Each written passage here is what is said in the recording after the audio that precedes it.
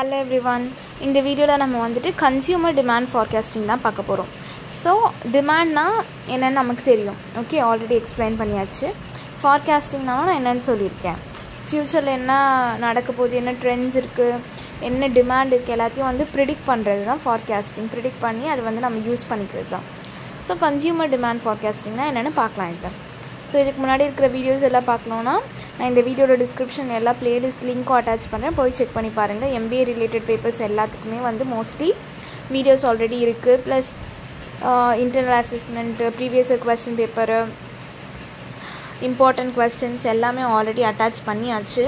So ஒரு வாட்டி check பண்ணி பாருங்கள். ஓகே, ஸோ ஃபஸ்ட் வந்துட்டு கன்சியூமர் டிமாண்ட் ஃபார்காஸ்டிங்னா என்னென்னு பார்க்கலாம்.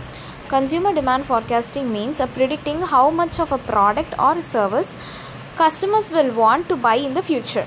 So customers-க்கு வந்துட்டு ஃபியூச்சரில் அந்த டிமாண்ட் எவ்வளோ இருக்கும் அப்படின்றத ப்ரிடிக்ட் பண்ணுறது, அதுதான் வந்துட்டு demand forecasting. So it's about understanding future buying behavior.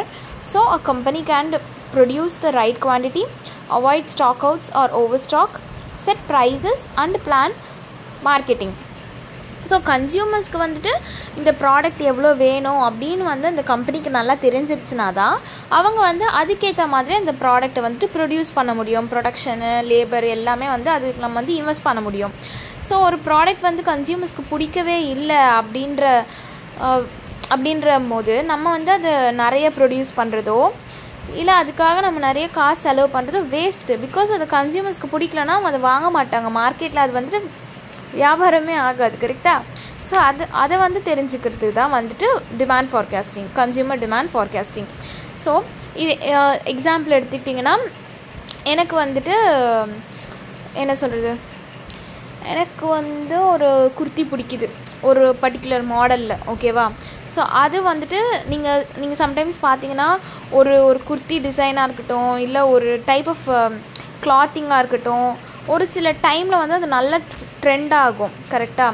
So அந்த டைமில் வந்து அது எல்லாருமே வாங்கி போடுவாங்க. அதுக்கப்புறம் அதோட ஹைப் கம்மியாகிடும். அதுக்கப்புறம் அதை வந்து அவ்வளோவா யாரும் விரும்ப மாட்டாங்க, அடுத்த ட்ரெண்டுக்கு போயிடுவாங்க.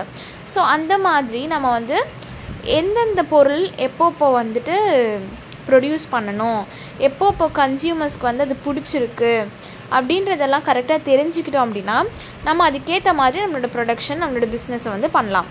கரெக்டாக? கஸ்டமர்ஸ்க்கு பிடிக்காததை நம்ம வந்துட்டு எப்படி சொல்கிறது, ப்ரொடியூஸ் பண்ணாலும் அதை அவங்க வாங்கணும். நம்மளால் ஃபோர்ஸ் பண்ண முடியாது, அது அவங்களுக்கு பிடிச்சாதான் வாங்க போகிறாங்க. கரெக்டாக? ஸோ அவங்களோட ட்ரெண்டை, அவங்களோட ப்ரிஃபரன்சஸ் எல்லாம் நம்ம புரிஞ்சிக்கணும். ஓகே, அதுதான் வந்து இம்பார்ட்டண்ட்டான ஒரு பாயிண்ட்டு.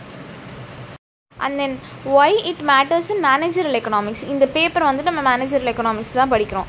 ஸோ எதுக்காக அது வந்து இங்கே நம்ம யூஸ் பண்ணுறோம், கன்சியூமரோட டிமாண்ட் ஃபார்காஸ்டிங் வந்து எதுக்கு இங்கே யூஸ் பண்ணுறோன்னு பார்த்தீங்கன்னா, managers need to plan production. நான் சொன்ன மாதிரி அவங்க வந்து அந்த ப்ராடக்டை ப்ரொடியூஸ் பண்ணுறதுக்கு, அந்த ப்ரொடக்ஷனுக்கு அவங்களோட இன்வென்ட்ரி, ரா மெட்டீரியல்ஸ் எல்லாம் கொண்டு வரதுக்கு மேனேஜர்ஸ் வந்துட்டு டெசிஷன் எடுக்கணும். And then set budgets and targets, decide staffing and supply chain needs. அதுக்கேற்ற மாதிரி ப்ரொடக்ஷனுக்கு வந்து என்னென்னலாம் ரிலேட்டட் திங்ஸ் இருக்கோ அது எல்லாமே அவங்க வந்துட்டு பிளான் பண்ணணும். அப்புறம் ரெடியூஸ் வேஸ்ட் அண்ட் காஸ்ட். இந்த மாதிரியான விஷயம் வந்து மேனேஜரல் எக்கனாமிக்ஸில் இருக்குது. ஸோ அதுக்காக தான் வந்து நம்ம இந்த மாதிரி கஸ்டமர்ஸோட ஃப்யூச்சர் நீட்ஸை வந்து நம்ம தெரிஞ்சுக்கணும். So key factors that affect consumer demand. என்னென்ன ஃபேக்டர்ஸ்லாம் வந்துட்டு இந்த டிமாண்ட் அஃபெக்ட் பண்ணும் அப்படின்னா, ப்ரைஸ் ஆஃப் த ப்ராடக்ட்டு. என்ன தான் எனக்கு அந்த ப்ராடக்ட் பிடிச்சிருந்தாலும் அது ரொம்ப ரேட் அதிகமாச்சுன்னா என்னால் வாங்க முடியாது அது. கரெக்டாக? ஸோ அதே மாதிரி தான் கன்சியூமர் இன்கம்.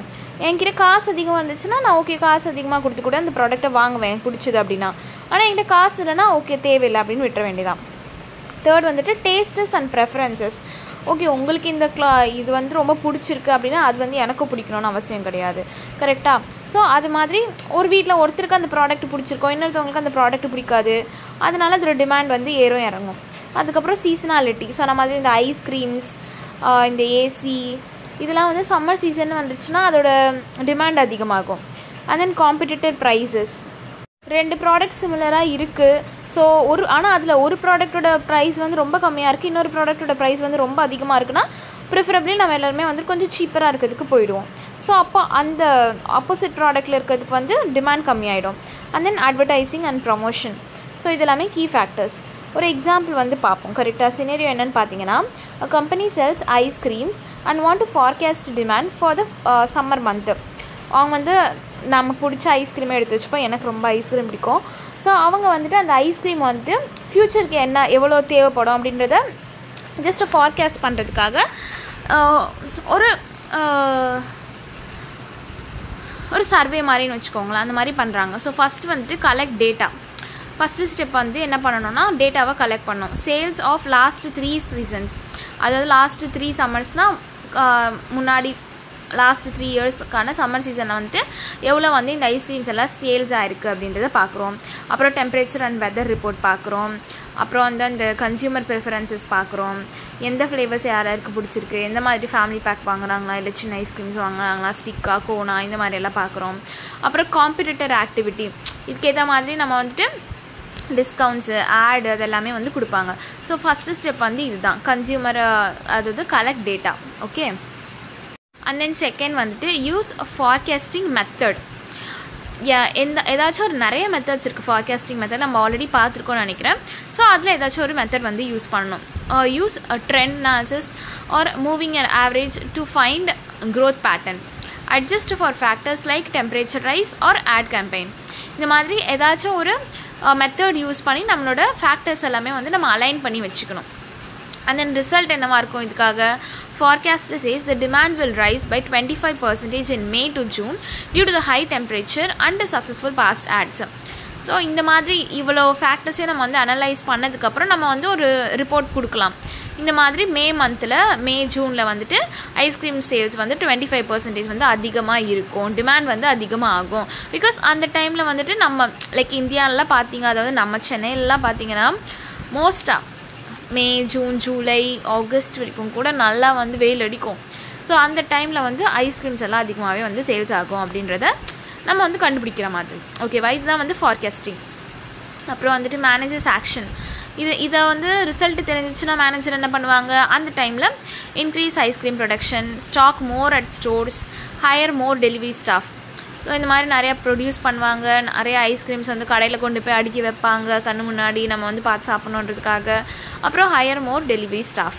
ஓகே, இது எல்லாமே வந்து அடுத்தடுத்து பேக்ரவுண்ட் ஒர்க் வந்து நடந்துகிட்டே இருக்கும். அண்ட் தென் மெத்தட்ஸ், என்னென்ன மெத்தட்ஸ் எல்லாம் வந்து யூஸ் பண்ணியிருக்கோம். நான் அங்கே சொன்னது வந்து ட்ரெண்ட் அனாலிசிஸ், மூவிங் ஆவரேஜ் எல்லாம் சொன்னோம்ல. பட் நம்ம இதை ஆல்ரெடி பார்த்துருக்கோம். ஜஸ்ட் இந்த டேபிள் வந்து இன்னொரு வாட்டி பார்த்துக்கோங்க. கன்சியூமர் சர்வேனா ஒன்றும் கிடையாது, டேரெக்டாக வந்துட்டு பீப்புள் கிட்ட போயிட்டு ஒருத்தர்கிட்டையும் போயிட்டு உங்களுக்கு இது பிடிச்சிருக்கா, இது பிடிக்கலையா அப்படின்னு வந்து தெரிஞ்சுக்கிறதுக்கு. அந்த ப்ராடக்ட் பிடிச்சிருக்கு அப்படின்னா அதே மாதிரி இன்னொரு லான்ச் பண்ணலாம். அதோட இல்லை அதுலேயே கொஞ்சம் ஃபீச்சர்ஸ் வந்து என்ஹான்ஸ் பண்ணலாம். அந்த மாதிரியான விஷயத்தெல்லாம் வந்துட்டு நம்ம டேரெக்டாக பீப்புள் கிட்ட போய் கேட்டாலே தெரியும், அவங்களே சொல்லுவாங்க இது உங்களுக்கு பிடிச்சிருக்கா, ஏன் பிடிக்கல, ஏன் பிடிச்சிருக்குன்ற மாதிரி. அண்ட் தென் ட்ரெண்ட் அனாலிசிஸ்னால் பாஸ்ட்டோ இல்லை ப்ரெசென்ட்டோ அந்த டேட்டா வந்துட்டு அனலைஸ் பண்ணி ரீட் பண்ணுறது தான் வந்துட்டு ட்ரெண்ட் அனாலிசிஸ். அதுக்கப்புறம் வந்துட்டு மூவிங் ஆவரேஜ்னு ஒன்றும் கிடையாது. Average of past few periods, ஒரு 5 இயர்ஸ் எடுத்துக்கிட்டிங்க, இல்லை ஒரு 5 மந்த்ஸ் எடுத்துக்கிட்டிங்க அப்படின்னா அதோட ஆவரேஜ் எல்லாம் எடுத்து பார்க்குறது தான் வந்துட்டு moving average. And then regression analysis, link demand to price income, ஒன்றோட ஒன்று டிபெண்ட்டாக மாற்றி நம்ம வந்துட்டு அனாலிசிஸ் பண்ணி பார்க்குறது. ஓகே, இதெல்லாமே ஜஸ்ட் வந்து மெத்தட்ஸ், இது அவ்வளோ இம்பார்ட்டன்ட் கிடையாது இந்த டாப்பிக்கு. அண்ட் தென் லாஸ்ட்டாக வந்து சம்மரி பார்த்தீங்கன்னா, எதுக்காக நம்ம இது பண்ணுறோம், என்ன பண்ணுறோம். ஃபஸ்ட்டு கன்சியூமர் டிமாண்ட் ஃபார்காஸ்டிங் எதுக்காகனா, ப்ரிடிக்டிங் ஃபியூச்சர் கன்சியூமர் பர்ச்சேசஸ். கன்சியூமருக்கு வந்து ஃப்யூச்சரில் என்னென்ன நீட்ஸ் இருக்கும் அப்படின்றத தெரிஞ்சுக்கிறதுக்காக தான் நம்ம வந்து இந்த டிமாண்ட் ஃபார்காஸ்டிங் பண்ணுறோம். எதுக்காகனா ஹெல்ப்ஸ் ப்ரொடக்ஷன், ப்ரைஸிங், பிளானிங் இதெல்லாமே வந்து மேனேஜர்ஸ்க்கும் ஹெல்ப்ஃபுல்லாக இருக்கும். அண்ட் தென் எப்படி பண்ணுறோன்னா, use past data, survey or models, இந்த மாதிரி நிறைய மெத்தட்ஸ் பார்த்தோம் இல்லையா லாஸ்ட் ஸ்லைடில். அதை வந்து யூஸ் பண்ணி நம்ம வந்துட்டு பண்ணுறோம். எக்ஸாம்பிள் பார்த்தீங்கன்னா, ice cream company forecasting summer demand. So இந்த மாதிரி ஜஸ்ட் இது வந்து ஐஸ்கிரீம் சொல்லிட்டு இருக்கோம். பட் அப்படி கிடையாது. இப்போ வந்து ஒரு ஃபெஸ்டிவ் சீசன் வருது, தீபாவளி வருது, இல்லை பொங்கல் வருது அப்படின்னா நம்ம என்ன பண்ணுவோம், ட்ரெஸ் எடுப்போம் கரெக்டாக. அப்போது அந்த டைமில் வந்துட்டு இந்த ட்ரெண்ட் அதிகமாகும், ட்ரெஸ் எல்லாம் நிறைய எடுப்பாங்க. அப்போது அதில் வந்துட்டு ஃபார்காஸ்ட் பண்ணி பார்க்கலாம். இந்த மாதிரி நிறைய கன்சியூமரோட ப்ரிஃபரன்சஸை வந்து ஃப்யூச்சர் ப்ரிஃபரன்சஸை தெரிஞ்சுக்கிறதுக்கு தான் வந்து நம்ம இந்த டிமாண்ட் ஃபார்காஸ்டிங் பண்ணுறோம். இது எல்லாமே வந்து ரொம்ப ஈஸியான ஒரு கான்செப்ட் தான். ஜஸ்ட் புரிஞ்சுக்கோங்க, எக்ஸாமில் கேட்டாங்கன்னா எழுதுங்க. ஓகே, வேறு ஏதாச்சும் டவுட்ஸ் இருந்ததுன்னா நீங்கள் கமெண்ட்ஸில் சொல்லுங்கள். மற்றபடி உங்களுக்கு எந்த வீடியோஸ் பார்க்கணுனாலும் இந்த வீடியோட டிஸ்கிரிப்ஷனில் நான் வந்துட்டு லிங்க் அட்டாச் பண்ணுறேன், போய் செக் பண்ணி பாருங்கள். ஓகேவா? தேங்க்யூ. நிறைய பேருக்கு வீடியோ வந்து ஷேர் பண்ணுங்கள், சேனலை வந்து சப்ஸ்கிரைப் பண்ணிக்கோங்க.